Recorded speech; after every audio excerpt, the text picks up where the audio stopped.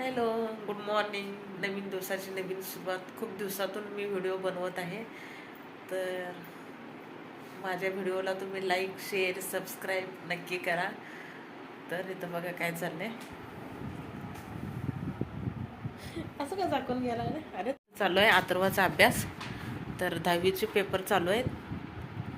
आता कुठला हिंदी आहे ना? किती तारखेला? 4 तारखेला. अभ्यास झालाय? माता करायचं. All the best. अभ्यास नीट करा.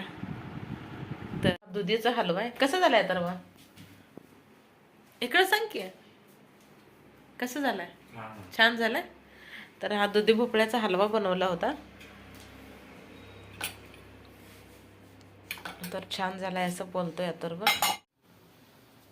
असं वर नाही का?